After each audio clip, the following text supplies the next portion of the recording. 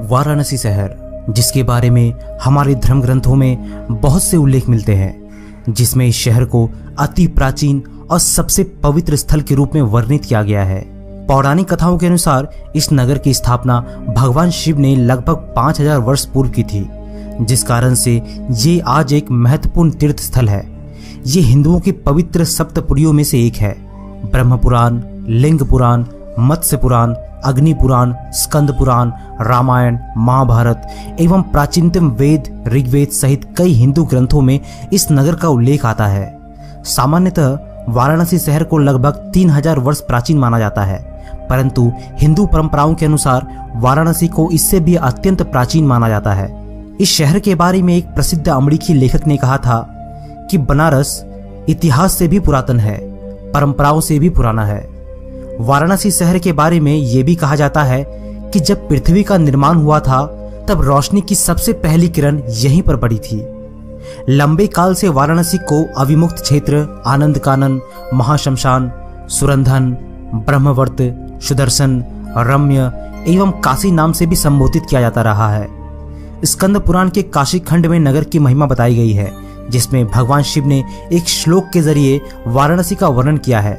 ये शहर हिंदू धर्म में सर्वाधिक पवित्र नगरों में से एक माना जाता है और साथ ही साथ बौद्ध एवं जैन धर्मों में भी इसे पवित्र माना गया है।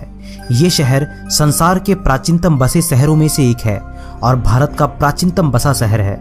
भारत की धार्मिक और सांस्कृतिक राजधानी वाराणसी से जुड़े कई पौराणिक मान्यताएं और आश्चर्यजनक तथ्य भी जुड़े हुए हैं। ये शहर हर मायने में सबसे पवित्र और पूजनीय स्थल है।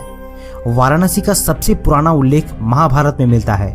महाभारत पूर्व के किसी साहित्य में किसी भी तीर्थ आदि के बारे में कोई उल्लेख नहीं है।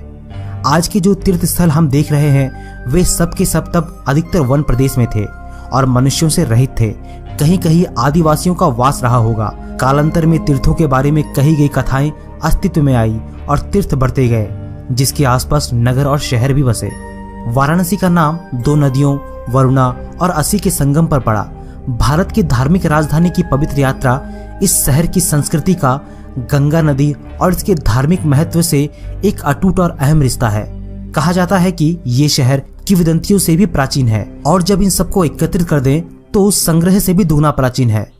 पौराणिक मान्यताओं के अनुसार वाराणसी शहर भगवान शिव जी और देवी पार्वती का निवास स्थान हुआ करता था। ऐसा कहा जाता है कि जो भी सबसे आखिर तक यहाँ जिंदा रहेगा उसे जरूर ही मोक्ष की प्राप्ति होगी।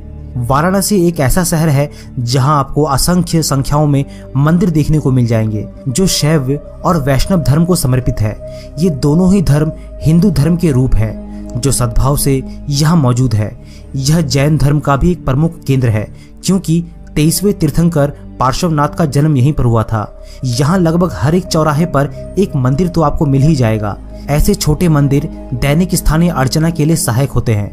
इनके साथ ही यहाँ ढेरों बड़े मंदिर हैं जो वाराणसी के इतिहास में समय समय पर बनवाए गए हैं। इसमें काशी विश्वनाथ मंदिर, अन्नपूर्णा मंदिर, काल भैरव, दुर्गा जी का मंदिर, संकट मोचन मंदिर, तुलसी मानस मंदिर, नया विश्वनाथ मंदिर, भारत माता मंदिर, संकटा देवी मंदिर व विशालाक्षी मंदिर प्रमुख है।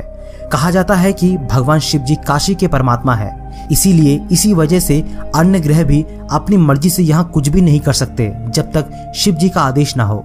ऐसा कहा जाता है कि शनि देवता जब भगवान शिव की खोज में काशी आए थे तब वे उनके मंदिर में लगभग 7.5 सालों तक प्रवेश नहीं कर पाए थे। आप जब भी कभी काशी विश्वनाथ मंदिर में जाएंगे, मंदिर के बाहर ही आपको शनि देव जी का मंदिर दिख जाएगा। ये शहर आध्यात्मिक केंद्र के साथ साथ आयुर्वेद और योग के प्राचीन समग्र चिकित्सक विज्ञान से भी जुड़ा हुआ है। वाराणसी धार्मिक शहर होने के साथ साथ शिक्षा और संस्कृति का भी प्रमुख केंद्र है। व्यापार के संबंध में अपनी धार्मिक और सांस्कृतिक महत्ता से परे इस शहर को प्राचीन काल से ही वाणिज्य और व्यापार का प्रमुख केंद्र माना जाता है। यह मुख्यतः सोने और चांदी के किए हुए काम और बनारसी सिल्क साड़ियों के लिए जाना जाता है। वाराणसी क्षेत्र में कई गौरवशाली प्रतिभाओं ने जन्म लिया, जिसमें कई दार्शनिक, कवि, लेखक, संगीतज्ञ वाराणसी में ही रहे, जिनमें वल्लभाचार्य, रविदास, स्वामी रामानंद, तेलंगी स्वामी, शिवानंद गोस्वामी, मुंशी प्रेमचंद, जयशंकर प्रसाद, आचार्य रामचंद्र शुक्ल, पंडित रविशंकर, गिरिजा देवी, पंडित हरि प्रसाद चौरसिया एवं उस्ताद बिस्मिल्लाह खां। गोस्वामी तुलसीदास जी ने हिंदू धर्म का परम पूज्य ग्रंथ रामचरितमानस यहीं लिखा था और गौतम बुद्ध ने अपना प्रथम प्रवचन यही निकट सारनाथ में दिया था। वाराणसी के अश्वमेध घाट में एक अजीबोगरीब रिवाज होता है जिसमें हर साल बारिश के मौसम में मेंढकों की शादी करवाई जाती है। यहाँ के पंडित मेंढकों की शादी के सारे अनुष्ठानों को पूरा कर मेंढकों को नदी में छोड़ देते हैं।